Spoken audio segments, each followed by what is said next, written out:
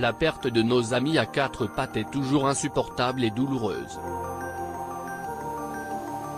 Mais que ressent un animal de compagnie lorsqu'il perd son propriétaire? Une douloureuse épreuve que traversent actuellement les corgis de la reine Elisabeth. Les chiens sont dorénavant orphelins suite au décès de leur maîtresse. Les chiens font partie de la famille royale depuis au moins l'époque de la reine Victoria.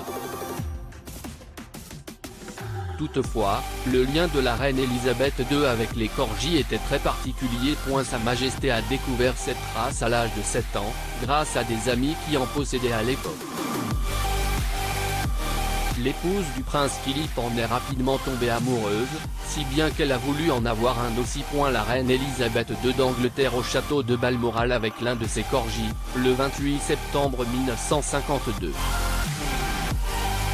Photo, Getty Images. Elle a eu son premier corgi à 18 ans. La reine Elisabeth II a eu son tout premier corgi à l'âge de 18 ans. C'était son père, le roi George VI, aussi un grand passionné de chiens, qui le lui a offert comme cadeau d'anniversaire. Le canidé s'appelait Suzanne, et Sa Majesté l'a élevé avec un chien appelé Roosevelt Lucky Strike.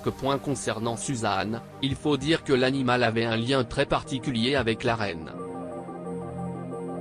Et pour cause, pendant une longue période, la chienne l'avait accompagnée durant certaines des plus grandes étapes de sa vie, telles que son couronnement, son mariage et aussi sa lune de miel avec le prince Philippe. La princesse Elisabeth avec son corgi Sue ou Suzanne au château de Windsor, Royaume-Uni, le 30 mai 1944. Photo, Getty Images. Suzanne a simplement été sa fidèle compagne royale pendant de nombreuses années, jusqu'à sa mort. Pour information, c'était en 1959 que la chienne est morte. Cependant, avant son décès, elle a eu des portées, perpétuant la dynastie des chiens de la famille royale. Notons que la plupart des canidés de la reine Elisabeth II sont des descendants de Suzanne, à l'instar de Monty qui a perdu la vie à l'âge de 13 ans, ou encore Willow. Ce dernier étant fait décédé en 2015. Une perte qui a particulièrement touché la grand-mère des princes Harry et William, puisqu'il était le dernier descendant de Suzanne. La reine Elisabeth II avec 2 chiens au château de Balmoral en Écosse, le 28 septembre 1952. Photo, Getty Images. Comme les corgis vivaient avec la reine? En gros, la reine Elisabeth II a possédé plus d'une trentaine de corgis au cours de ses 70 ans de règne. D'ailleurs, elle était aux petits soins envers eux, mettant à leur disposition une chambre spacieuse, située près de la sienne. Et ce n'est pas tout. Malgré les plus de 1000 serviteurs qu'elle possède, sans compter son emploi du temps chargé, la monarque tenait à les nourrir en personne, et ce, tous les jours. Ces animaux de compagnie recevaient de sa part de la viande, des légumes et des céréales faits maison, qu'elle mélange elle-même. Et oui, c'est leur ration de nourriture. La reine Elisabeth II de Grande-Bretagne affiche un sourire radieux lors d'une séance de photos dans le salon de Sandringham House. Son chien de compagnie la regarde. Ces photos ont été prises dans le cadre de la tournée de la famille royale en Australie et en Nouvelle-Zélande. Photo, Getty Images. Outre leur régime alimentaire, les chiens de la maman de Charles font également de l'exercice au quotidien. En effet, tous les jours, ils font 3 promenades à des heures fixes. À part cela, ils se murmurent aussi qu'à chaque fin d'année, ils recevaient des présents de la part de leur maîtresse, placés dans leurs propres chaussettes de Noël. En ce qui concerne leur bien-être, ces petites bêtes disposent également d'un psychiatre canin, Roger Mugford. En ont particulièrement besoin en raison de leur fâcheuse tendance à s'attaquer au personnel du palais royal. La reine Elisabeth II. Pendant que Sa Majesté la reine Elisabeth II est en vacances à Balmoral en Écosse, 1974 à Aberdeen, Écosse à Balmoral. Getty Images. Elle avait reçu 2 autres chiens. S'il ne fait aucun doute que la reine Elisabeth II était très heureuse de ses nombreux corgis.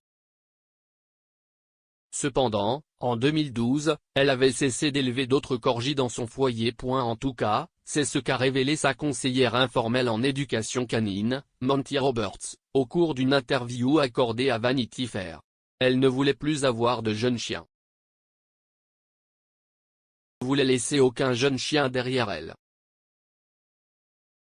Elle voulait mettre un terme à cela, a-t-elle confié. Les corgis de la reine attendent le cortège le jour de ses funérailles et de son enterrement au château de Windsor le 19 septembre 2022 à Windsor, Angleterre.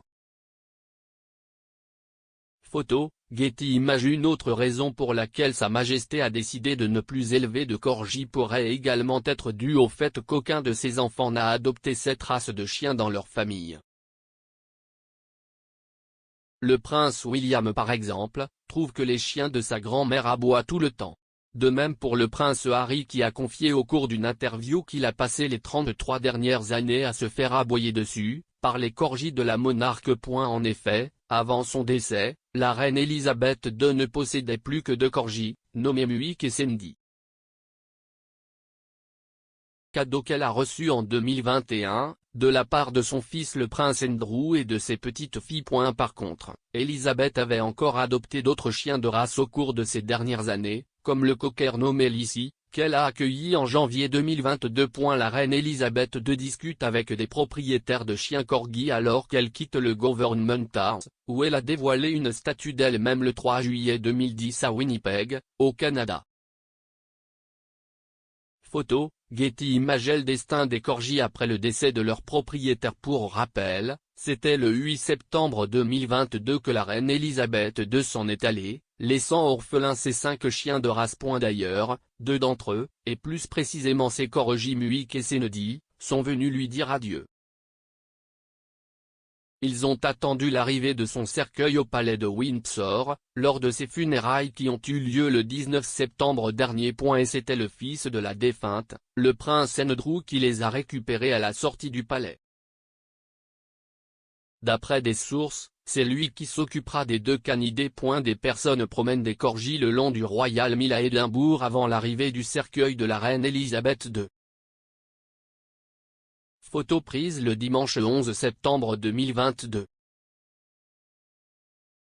Photo, Getty Images. Tandis que les 3 autres seraient pris en charge par 2 proches de la reine qui sont déjà habitués aux soins canins, comme l'a avancé l'écrivaine Penny Jr., dans son ouvrage intitulé All the Queen's Corgi. Il s'agit en effet de son assistante et dame de compagnie, Angela Kelly, ainsi que de son ami Paul.